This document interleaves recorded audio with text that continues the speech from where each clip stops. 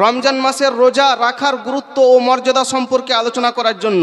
সময় খুব সংক্ষিপ্ত, আমি চেষ্টা করব খুব দ্রুত আমি নিজের টপিককে যেন সমাপ্ত করতে পারি। আল্লাহ তাআলা যেন আমাকে তৌফিক প্রদান করেন। আমি কোরআন মাজিদ সূরাতুল বাকারা আয়াত নম্বর 183 থেকে একটি মাশহুর মারুফ সুবিখ্যাত ও সুপরিচিত আয়াত আপনাদের সম্মুখে তেলাওয়াত করেছি। মহান আল্লাহ তাআলা পবিত্র কোরআন মাজিদের মধ্যে ঘোষণা করেন, ইয়া আইয়ুহাল্লাযীনা আমানু কুতিবা আলাইকুমুস সিয়াম, হে ঈমানদার ব্যক্তিগণ, তোমাদের প্রতি রোজাকে ফরজ করা হলো। কামা কুতিবা আলাল্লাযীনা মিন ক্বাবলিকুম, যেমন ভাবে তোমাদের পূর্ববর্তীদের উপর ফরজ করা হয়েছিল।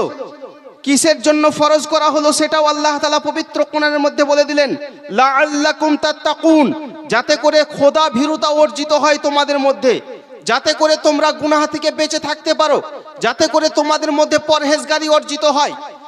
এটাই হচ্ছে কোরআন মাজিদের আয়াত। এই আয়াতকে বিস্তারিতভাবে আলোচনা করতে চাই। মহান রব্বুল আলামিন এখানে খিতাব করলেন, সম্বোধন করলেন মুমিনদেরকে যে হে ঈমানদার ব্যক্তিগণ, তোমাদের প্রতি রোজাকে ফরজ করা হলো। কিন্তু মুমিনগণের পরে আল্লাহ তাআলা কেন এটা বললেন কামা কুতিবা আলাল্লাযীনা মিন ক্বাবলিকুম?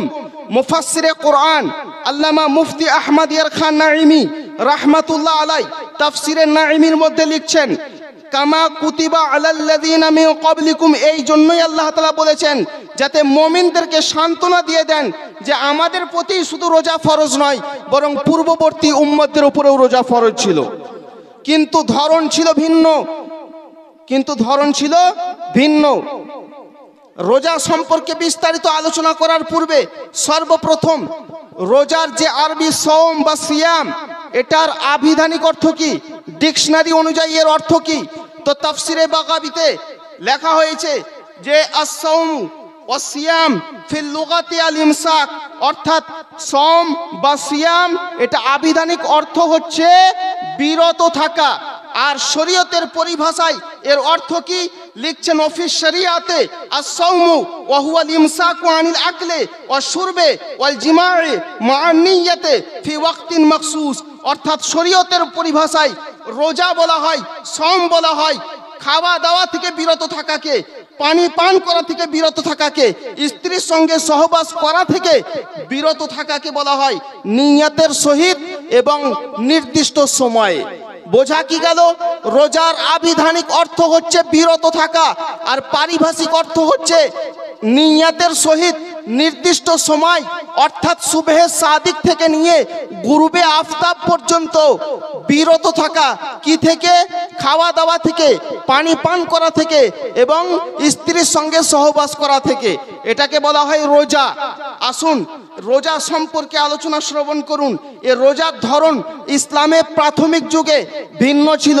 প্রথমত আশুরার রোজা, অর্থাৎ শুধুমাত্র 10ই মুহররমের দিনই রোজা ফরজ ছিল, আর অন্য কোনো দিন রোজা রাখতে হতো না। তারপরে স্টেপ বাই স্টেপ চেঞ্জ হলো।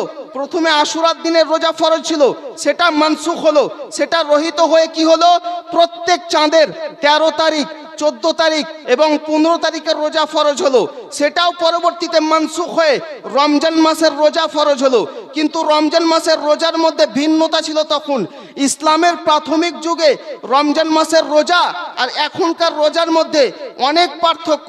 ইসলামের প্রাথমিক যুগে রোজার ধরন ছিল এই যে যদি সন্ধ্যার সময় ইফতার না করে কেউ ঘুমিয়ে যেত তো তারপরে রাত্রে আর খাওয়া দাওয়ার কোনো চান্স থাকতো না। আর এখন বর্তমানে রোজাকে চিন্তা করুন, যদি আমি কোনো কারণবশত ইফতার না করে ঘুমিয়ে পড়ি, নিদ্রায় চলে যাই, তারপরে যদি আমি রাত 9টার সময় উঠি, বলেন খাওয়া দাওয়া করতে পারবো কিনা? মুফতি কি ফতোয়া দিবেন? অবশ্যই তোমার যা কিছু ইচ্ছা খাও, বিরিয়ানি খাওয়ার ইচ্ছা খাও, লেগ পিস দিয়ে ভাত খাওয়ার ইচ্ছা খাও। কিন্তু ইসলামের প্রাথমিক যুগে রোজার ধরন ছিল এই যে যদি ইফতার না করে ঘুমিয়ে পড়তো তো আর খাওয়া দাওয়ার কোনো চান্স ছিল না, একদম রাতেও না, তারপরে দুপুরেও না, একদম পরবর্তী দিনের সন্ধ্যা পর্যন্ত কোনো খাওয়া দাওয়ার অবকাশ ছিল না। কিন্তু কুরবান জান সাহাবাদের প্রতি হযরতে কায়েস বিন সিরমা রাদিয়াল্লাহু তাআলা আনহু এই অবস্থায় নিজের স্ত্রীর কাছে এসলেন কাজ করার পর যে বিবি আইন্দা কি তাআমুন, তোমার নিকটে কি কোনো খাবার আছে, আমি খেতে চাই, ইফতার করতে চাই, রোজাকে কমপ্লিট করতে চাই। উনার স্ত্রী বললেন, লা ইয়ে সাহাবী ইয়ে রাসূল, আমার স্বামী, আমার নিকটে কোনো খাবার নাই, তবে আমি চেষ্টা করছি আপনার জন্য কিছু খাবার জোগাড় করার, কিছু খাবারের ব্যবস্থা করার। উনার স্ত্রী বাইরে চলে গেলেন খাবার তালাশ করার জন্য, খাবার খোঁজার জন্য। আর এদিকে হযরতে কায়েস বিন সিরমা নিদ্রায় চলে গেলেন, ঘুমিয়ে গেলেন। আর ঘুমিয়ে গেলে ইসলামের প্রাথমিক যুগে রাতেও খাবার চান্স নেই, দুপুরেও খাওয়ার চান্স নেই, পরবর্তী দিনে একদম সন্ধ্যা পর্যন্ত থাকতে হবে। সাহাবী রাসূল হযরতে কায়েস বিন সিরমার অবস্থা, সিচুয়েশন অনেক খারাপ হয়ে গিয়েছিল, বেহুশ হয়ে পড়ে গিয়েছিলেন। তারপরে রাসূল পাক সাল্লাল্লাহু আলাইহি ওয়াসাল্লামের সামনে এই ঘটনাকে উপস্থাপন করা হয়। তখন কোরআন মাজিদের আয়াত নাজিল হয়েছিল যে শোনো, উহিল্লা লাকুম লাইলাতাস সিয়ামের রাফাসু ইলা নিসাইকুম, শুনে নাও, তোমাদের জন্য রাত্রিবেলায় স্ত্রীদের সঙ্গে মেলামেশা করাকে হালাল করা হলো, এবং কুলু ওয়াশরাবু, খাও এবং পান করো, কোনো অসুবিধা নাই। তখন থেকে খাওয়া দাওয়ার অনুমতি দেওয়া হলো। তারপরেও কিন্তু একটি হাদিস শরীফ আল মুস্তাদরাক আলা সাহিহাইনের মধ্যে যেটা আছে সেটা হলো যে হযরতে কায়েস বিন সিরমার জন্য শুধু খাওয়া দাওয়ার অনুমতি হয়েছিল, কিন্তু স্ত্রীর সঙ্গে সহবাসের অনুমতি দেওয়া হয়নি। আল মুস্তাদরাক আলা সাহিহাইন হাদিস অনুযায়ী সহবাসের অনুমতি হযরতে ওমর রাদিয়াল্লাহু তাআলা আনহুর ঘটনা থেকে হয়েছিল। ঘটনা কি? হযরতে ওমর রাদিয়াল্লাহু তাআলা আনহু নিজ স্ত্রীর সঙ্গে অথবা নিজ দাসীর সঙ্গে সহবাসে লিপ্ত হয়েছিলেন রমজান মাসের আপনার ইফতার করার পর, রাত্রিবেলায় শোয়ার পর, ঘুমাবার পর। আর তখন ঘুমাবার পরে সহবাসের কোনো চান্স ছিল না। তো তখন রাসূল পাক সাল্লাল্লাহু আলাইহি ওয়াসাল্লামের সামনে হযরতে ওমরের ঘটনাকে পেশ করা হয়েছিল। তখন নাজিল হয়েছিল, উহিল্লা লাকুম লাইলাতাস সিয়ামির রাফাসু ইলা নিসাইকুম, রোজার রাতে তোমাদের জন্য তোমাদের স্ত্রীর সঙ্গে মেলামেশা করা অর্থাৎ সহবাস করাকে হালাল করা হলো। হুন্না লিবাসুল লাকুম ওয়া আনতুম লিবাসুল লাহুন্না, স্ত্রীরা হচ্ছে তোমাদের পোশাক এবং তোমরা হচ্ছে তাদের পোশাক। এই আয়াত নাজিল হলো। তারপরে আপনার সহবাসের অনুমতি হলো। ইসলামের প্রাথমিক যুগে রোজার ধরন তাহলে কি বুঝলেন? ভিন্ন ছিল। আর একটি কথা বলে দিই, পয়েন্টের কথা, ইসলামের প্রাথমিক যুগে রোজা ছিল ইখতিয়ারি, ঐচ্ছিক বিষয় ছিল। রাখলে রাখতে পারেন, না রাখলে ফিদিয়া দিয়ে দেন, কিছু পরিমাণ গম বা জব দিয়ে দিলে রোজা রাখতে হতো না। রোজা ঐচ্ছিক বিষয় ছিল, ইখতিয়ারি বিষয় ছিল। রাখলে আমি রাখতে পারি, না রাখলে কিছু গম ফিদিয়া দিয়ে দিলাম, মিসকিনদেরকে খাইয়ে দিলাম। কিন্তু তারপরে ফামান শাহিদা মিনকুমুশ শাহরা ফালিয়াসুম, যারা রমজান মাস পাবে তারা যেন রোজা রাখে। এই আয়াত দ্বারা রোজাকে একদম ফরজ করে দেওয়া হলো, আর ইখতিয়ারি থাকলো না, আর ঐচ্ছিক থাকলো না। এই হচ্ছে রোজার ধরন। আপনারা জেনে থাকবেন যে যেমনভাবে রোজা স্টেপ বাই স্টেপ চেঞ্জ হয়ে এখন বর্তমানে যে রোজাতে এসেছি আমরা, সেই রোজা পূর্বে ছিল না, স্টেপ বাই স্টেপ চেঞ্জ হতে হতে এসেছে। নামাজও সেরকম স্টেপ বাই স্টেপ চেঞ্জ হতে হতে এসেছে। কেমন? প্রথমত নামাজ 50 ওয়াক্তের ফরজ ছিল, তারপরে রাসূলুল্লাহ 9 বার যাওয়া আসা করে 5 9 45 ওয়াক্ত কমে এখন 5 ওয়াক্তে দাঁড়িয়েছে। পূর্বে নামাজ বাইতুল মুকাদ্দাসের দিকে ফিরে প্রায় 17 মাস পর্যন্ত রাসূলুল্লাহ বাইতুল মুকাদ্দাসের দিকে ফিরে নামাজ পড়েছেন। পরবর্তীতে কাবাকে কিবলা বানানো হয়েছে। তো যেমন নামাজও স্টেপ বাই স্টেপ চেঞ্জিং হয়েছে ধরনে, রোজাও স্টেপ বাই স্টেপ ধরনে চেঞ্জিং হয়েছে। এই থাকলো রোজা সম্পর্কে সংক্ষিপ্ত আলোচনা। এবার আসুন হাদিস শরীফের আলোকে আমি রোজা ফজিলত সম্পর্কে কিছু আলোচনা করেই নিজের বক্তব্যকে ইতি করতে চাই। রাসূল পাক সাল্লাল্লাহু আলাইহি ওয়াসাল্লাম কি বলেছেন? আসাহুল কুতুবে বাদা কিতাবিল্লাহ, বুখারী শরীফ। যে বুখারীর নাম রিকশা চালকের মুখ দিয়ে বর্তমানে শোনা যায়, যে বুখারীর নাম বর্তমানে অটো চালকের মুখ দিয়ে শোনা যায়, যে বুখারীর নাম চপ বিক্রেতার মুখ থেকে বর্তমানে শোনা যায় যে মাওলানা সাহেব আপনি যে হাদিসটি পড়ছেন সেটা কি বুখারী শরীফে আছে? আর বুখারী শরীফে যদি বলি আছে, তো বলবে মাওলানা সাহেব হাদিস নম্বরটা কত? এই হচ্ছে বর্তমান যুগের সিচুয়েশন, পরিস্থিতি। বর্তমানে আমাদেরকে কতটা উন্নত হতে হবে ওলামায়ে কেরাম ভালোভাবে অবগত আছেন যে বর্তমানে রিকশা চালক আর অটো চালকের মুখ থেকেও বুখারী বুখারী উচ্চারিত হয়, অথচ বুখারীর পুরো নামটা উচ্চারণ করতে গেলে মায়ের কালে যে দুগ্ধ পান করেছিল ওই দুগ্ধ বার হয়ে যাবে, কিন্তু বুখারীর পুরো নাম উচ্চারণ করা একজনের পক্ষেও সম্ভবপর হবে না মুসলমান। আসুন বুখারী শরীফ থেকেই শুনিয়ে দেই। আসাহুল কুতুবে বাদা কিতাবিল্লাহ থেকে হাদিস শরীফ শ্রবণ করুন। রাসূলে পাক সাল্লাল্লাহু আলাইহি ওয়াসাল্লাম বলেছেন, বুখারী শরীফ হাদিস নম্বর 38, নবী আমার বলেন, মান সামা রমাদানা ঈমানান ওয়া ইহতিসাবান গুফিরা লাহু মা তাকদ্দামা মিন যামবিহি। অর্থাৎ যে ব্যক্তি ঈমানের সহিত এবং নেকি পাওয়ার উদ্দেশ্যে রমজান মাসের রোজা রাখলো, তার পূর্ববর্তী সমস্ত গুনাহের সাগিরাকে ক্ষমা করে দেওয়া হলো। আমি এই হাদিসের অনুবাদে গুনাহের সাগিরা এই জন্য করলাম যে এই হাদিসের ব্যাখ্যায় আল্লামা মুল্লা আলী কারি রাহমাতুল্লাহি আলাইহিল বারি মিরকাতুল মাফাতিহের মধ্যে উনি গুনাহের সাগিরার কথা বলেছেন। এই জন্য গুনাহের সাগিরার অনুবাদ করলাম যে রমজান মাসে রোজা রাখলে গুনাহের সাগিরাকে আল্লাহ তাআলা ক্ষমা করে দেন। আসুন আরো হাদিস শরীফ শ্রবণ করুন। বুখারী থেকে হাদিস শরীফ শ্রবণ করিয়ে দিই। সহিহুল বুখারী শরীফ হাদিস নম্বর 1896 এর মধ্যে রাসূলে পাক সাল্লাল্লাহু আলাইহি ওয়াসাল্লাম বলেন, ইন্না ফিল জান্নাতে বাবান, নিশ্চয় জান্নাতের মধ্যে একটি দরজা রয়েছে, ইকালু লাহুর রায়্যান, সেই দরজার নাম হচ্ছে রায়্যান। লা ইয়াদখুলু মিনহু সাইমুনা ইয়াউমাল কিয়ামা, কিয়ামতের দিবসে রোজাদার ব্যক্তিরাই শুধুমাত্র প্রবেশ করতে পারবে। লা ইয়াদখুলু মিনহু আহাদুন গায়রুহুম, তারা ছাড়া অন্য কেউ ওই দরজা দিয়ে প্রবেশ করতে পারবে না। ইউকাল, বলা হবে, আইনা সাইমুন, কোথায় আছো রোজাদার ব্যক্তি, প্রবেশ করে যাও রায়্যান নামক দরজা দিয়ে জান্নাতে। এই হচ্ছে রোজাদারের ফজিলত। রোজাদাররা যখন প্রবেশ করে যাবে, হাদিস বলছে ফাইজা দাখালু উগলিকা, যখন সমস্ত রোজাদার ব্যক্তি রায়্যান নামক দরজা দিয়ে প্রবেশ করে যাবে, তখন ওই গেটকে বন্ধ করে দেওয়া হবে। এই হচ্ছে রোজাদারের ফজিলত। আরো শুনুন, রাসূলে পাক সাল্লাল্লাহু আলাইহি ওয়াসাল্লাম বলেছেন, সহিহুল বুখারী হাদিস নম্বর 7492, রাসূলে পাক আল্লাহর কথাকে নকল করছেন, যেটাকে হাদিসে কুদসি বলা হয়। বলেন তো রাসূলুল্লাহ, কিন্তু কথাটা হয় আল্লাহর। তিনি কি বলছেন? রাসূলে পাক বলছেন, ইয়াকুলুল্লাহু আযজা ওয়া জাল্লা, আল্লাহ তাআলা বলেছেন, আস-সাওমু লি ওয়া আনা উজজি বিহি, রোজা আমার জন্য আর আমি এর প্রতিদান দিব। রোজা আমার জন্য আর আমি এর প্রতিদান ও পুরস্কার দিব। কেন পুরস্কার দিবেন আল্লাহ তাআলা?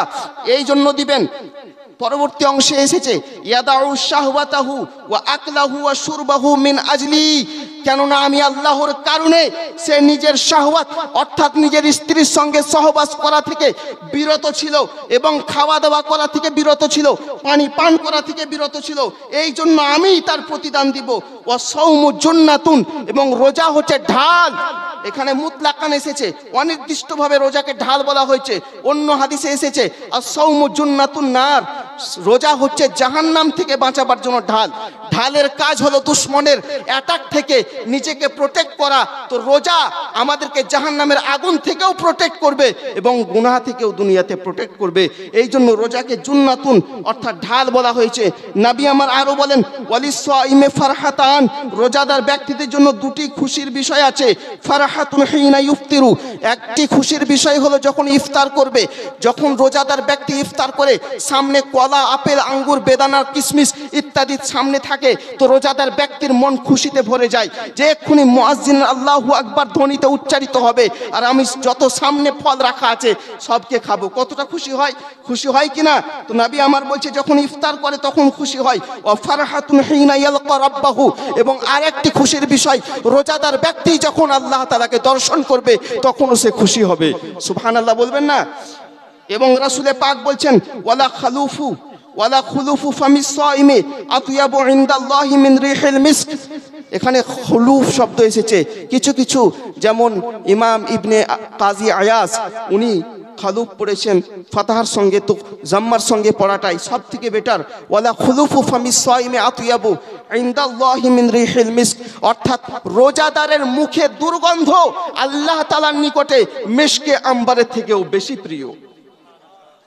এই হাদিসের ব্যাখ্যা যখন উঠিয়ে দেখলাম, নুজহাতুল কারি আল্লামা শরীফুল হক আমজাদি রাহমাতুল্লাহ আলাইহি লিখছেন, এখানে যে বলা হয়েছে যে রোজাদারের মুখে দুর্গন্ধ আল্লাহ তাআলার নিকটে মেশকে আম্বারের থেকেও বেশি প্রিয়, এই হাদিসের শব্দ বাহ্যিক অর্থে ব্যবহার হয়নি, বরং রূপক অর্থে ব্যবহার হয়েছে।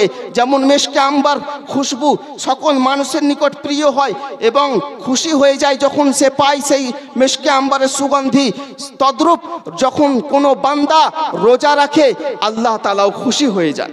এই জন্য বলা হয়েছে এটা। আপনারা বুঝতে পারলেন?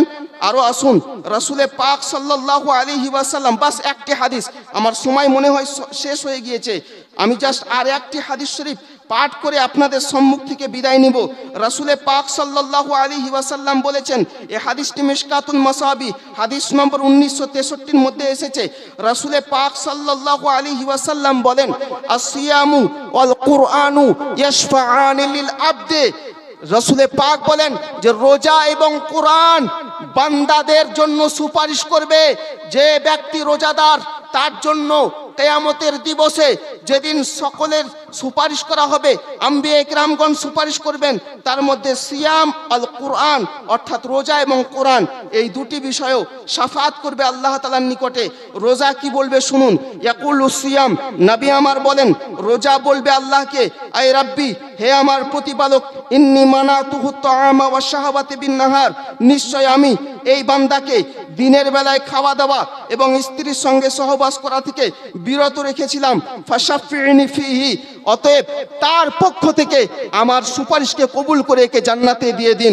আর কোরআন কি বলবে, ইয়াকুলুল কোরআন, কোরআন বলবে, মানাতুহুন নাওমা বিল্লাইল, হে আল্লাহ, এখানে যে কোরআন শব্দ এসেছে, এই কোরআনের ব্যাখ্যায় ইমামে তাইবি, যেটা ইমাম মুল্লা আলী কারি মিরকাতুল মাফাতিহের মধ্যে উল্লেখ করেছেন, যে ইমামে তাইবি বলেছেন কোরআন দ্বারা উদ্দেশ্য হচ্ছে কিয়ামুল লাইল অর্থাৎ তাহাজ্জুদের নামাজ।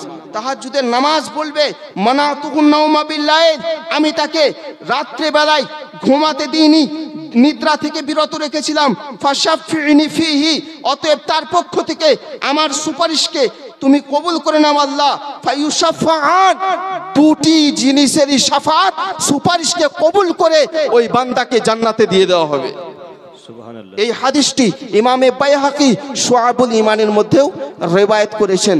তো আপনারা সংক্ষিপ্ত আকারে আলোচনা শ্রবণ করলেন রমজান মাসের ফজিলত সম্পর্কে।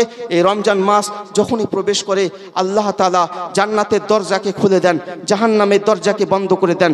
যতদিন না রমজান মাস শেষ না হয় ততদিন না জান্নাতের দরজা খোলাই থাকে, জাহান্নামের দরজা বন্ধই থাকে। যারা কবরে আছে এখনো পর্যন্ত কেউ জান্নাত আর জাহান্নামে যায়নি, এখনো পর্যন্ত কেউ জান্নাত জাহান্নামে যায়নি। তো জান্নাতের দরজা বন্ধ হয়ে যাওয়া, এই খুলে যাওয়া, আর জাহান্নামের দরজা বন্ধ হয়ে যাওয়ার অর্থ সম্পর্কে মুহাদ্দিসিন কিরামগণ ব্যাখ্যা করেছেন যে জান্নাতি হাওয়া কবরে ঢুকে, কবরে প্রবেশ করে। তো জান্নাতি দরজা খুলে দেওয়া মানে জান্নাতি ব্যক্তিদের কবরে জান্নাতি হাওয়া প্রবেশ করা। এমনকি কাফিরদের কবরেও রমজান মাস চলাকালীন জান্নাত থেকে হাওয়া প্রবেশ করে। আর জাহান্নামের দরজা যেহেতু বন্ধ থাকে তো জাহান্নামের গরম হাওয়া প্রবেশ করতে পারে না। এই বলে নিজের বক্তব্যকে ইতি করি। আসসালামু আলাইকুম ওয়া রাহমাতুল্লাহি ওয়া বারাকাতুহু।